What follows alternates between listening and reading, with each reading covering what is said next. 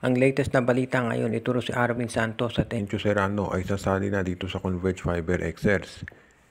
Ito si Arvin Santos ay naglalaro sa MPBL at pati na ito si Encho Serrano.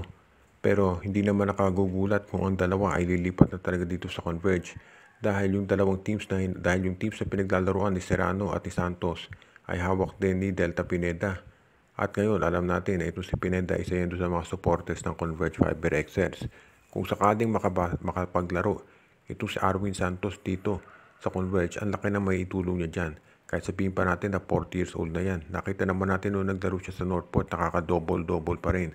At ito si Encho Serrano naman nakita natin kung ano ang kaya niyang ibigay dito sa ating mga teams na pinaglalaroan niya. Isa siya doon sa mga naging star players ng Phoenix bago siya umalis papuntang MPBL. Kaya ngayon, kapag ito si Serrano napunta dyan, mababaliwala na yung pagkawala kay Mac Talio dahil mapupunuan ni Serrano yan. At ito si Arvin Santos, magkakaroon sila ng isang player na makakakuha ng mga double-double regularly at mapupunuan naman yan yung pagkawala ni Jeron Ting. So sa tingin ko magandang move ito sa Converge kung makuha nga nila si Arvin Santos at si Encho Serrano. Dahil ito isang veterano si Santos, makatutulong yan kay Justin Arana sigurado. At ito naman si Encho Serrano, isa sa mga pinaka-exciting point guards na naglalaro ngayon. Kaya asahan natin na magiging mas competitive ang Converge sa darating na Philippine Cup. Ang latest na balita natin tungkol dito sa TNT ay sa tingin ko kailangan nilang kumuha ng panibagong big man.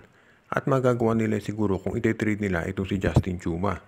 Yes, big man din si Justin Chuba pero ito ay laging may injury at hindi nagagamit. Ang pwede nilang gawin dyan sa tingin ko, i-trade itong si Justin Chuba dito sa Meralco Bolts kapalit itong si Raymond Almasan. Samahan pa nila si Chua ng isa pang draft pick o isa pang guard para makompensate naman ang Meralco.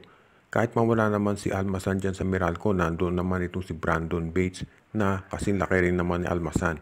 At eventually kapag nakarecover na si Poy Eram, pwede rin niyang ibigay dito sa Meralco Bolts dahil makukuha naman ng TNT.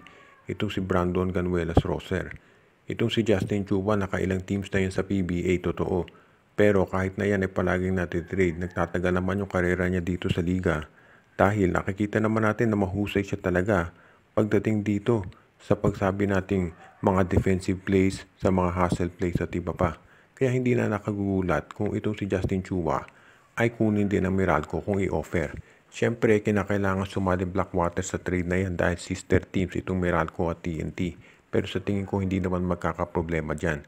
Kung ito si Justin Chua for Raymond Almasan ay i-consider na masyadong one-sided, isama ng TNT yung first round pick nila sa darating na draft at pati na si Kib Montalvo. Sigurado ma-approve yan ng PBA.